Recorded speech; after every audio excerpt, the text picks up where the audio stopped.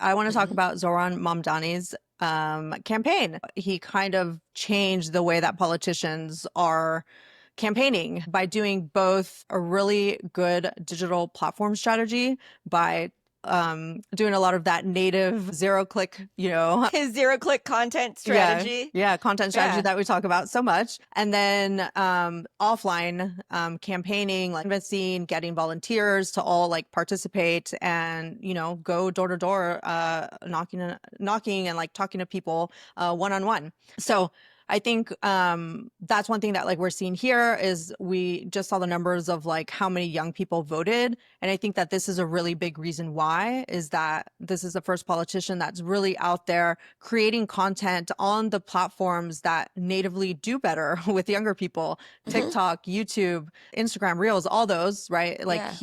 he's creating content specifically for those platforms. And another thing is unprecedented content speed. Basically, he'll go to an event and then about 60 minutes later, the content is up on all their channels. So that never happens. And then he's tying it with deep cultural authenticity, not just of his own personal culture, but the culture of New Yorkers. So he wants to like show that he's, a man of the people, Hmm. which, really is different from a lot of the politicians that seem to speak down to people and not really include them, or that they're just kind of, going in there and then kind of taking elements of the culture, but not really participating in them. So I think that that's what's really working well here. And so the more that people find out about him, they're able to find that content in all the natural platforms that they're already looking at anyway. And this ended up resulting in 37,000 new voter registrations, which is essentially unheard of in Hmm. politics, and a 46,000 volunteer army. So that's folks that are coming out here and campaigning with him and for him. So by integrating both the digital and offline approach, they've created a feedback loop between the in real life organizing and the social momentum. And then by showing how many people are participating authentically and because they're Hmm. excited and, he's created more videos from that. I don't know if you were able to see the video of him where he basically walked the length of New York and along the way, he was just talking to people the Hmm. whole time. And people were like going up to him and, hugging him and, shaking hands and all that. That doesn't happen with a lot of politicians, right? So it's able to create all this organic energy that people then feed off of because they're seeing it in real time on, TikTok and YouTube and all that.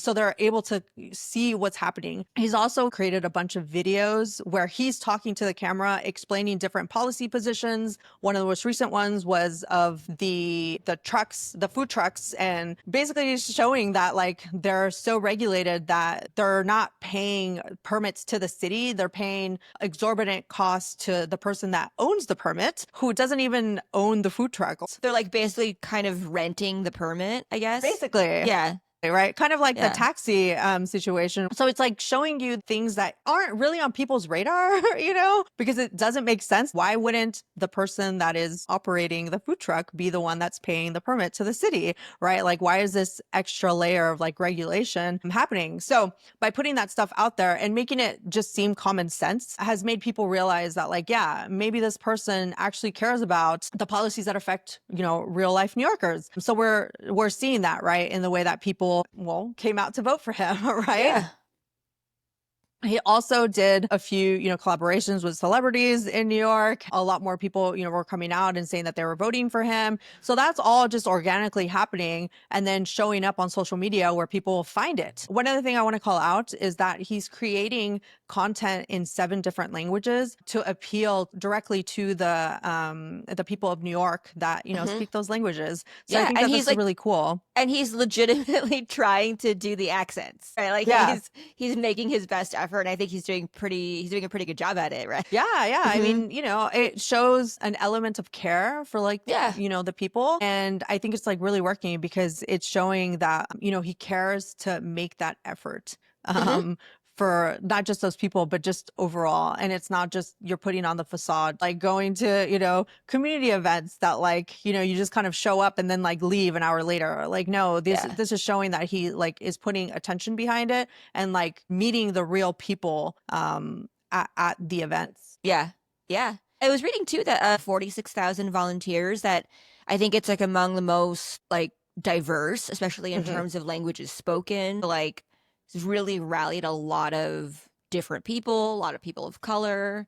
And then I think this resulted in like the highest turnout, I think, the Yeah. highest turnout of votes among young voters. So like age 18 to 24 or so. I mean, Definitely a even lot carried on more. to, yeah, Yeah. 24 to I think 32 as well. 32. Yeah, Yeah. yeah. Yeah. So those two groups, yeah, voted in unprecedented numbers, even Yeah. more than Bernie 2020 and 2016, which, Yeah. that was like the demographic that he was going after. So Yeah. it's definitely hopefully changing things. And I Yeah. hope, that more politicians start to think about how to get more young people to come out to vote. Because Hmm. if you want to change politics in either way, you need young people to start voting again. Yeah, we just do, right? I think like there are probably like some politicians, some parties maybe that like they're just like young people don't vote, so Right. like it is what it is, you know? But this is how you meet them where they are. I mean, I mean, like obviously, who knows, if he'll win the mayoral race, Hmm. but if nothing else, I really hope. Hopefully the Democrats will learn from this. Like, oh, this is how you engage young people. Like, this Right. is how you do it. Yeah, definitely. Yeah. All right. So some key takeaways here or some analysis. I mean, I think a big thing is it's know your audience, right? Or Yeah. like know the audience that you want to go after, get on their level, like speak their language, in this case literally. Yeah.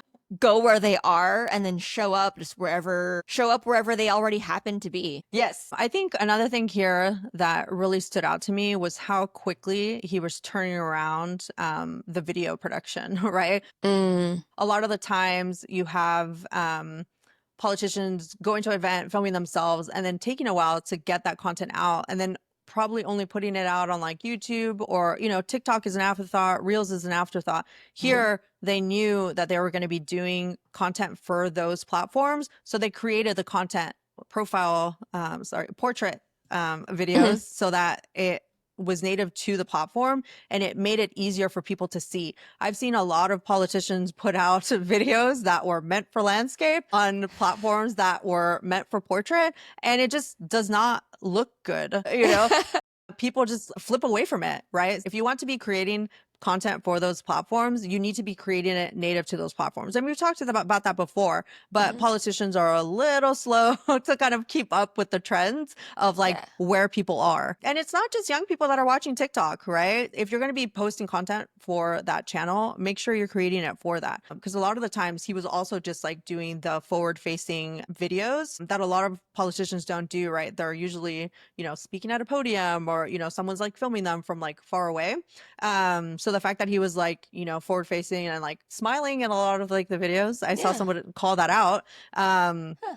it made it so that, it seems more authentic, and that they were talking to people. So make sure that you're, constantly doing that. And then if you're trying to, speak to people, make sure you're speaking to them where they're at. I think it really came across that he was being authentic. And that's kind of what sells right now. A lot Mhm. of people, that's what they're looking for. A lot of times it doesn't even like seem as if the policies themselves matter, right? But the fact that he was able to talk to people one on one made it seem as if he like cared about them, which is kind of what you're looking for in someone that's gonna like, be the mayor. Yeah, yeah. I mean, it's just that's how humans are, you know. Like Yeah. if you see you're another human just on the street with you, Mhm. talking to you, speaking your language, speaking to exactly what you care about. It's hard not to feel like they have your best interests at heart, you know. Yeah.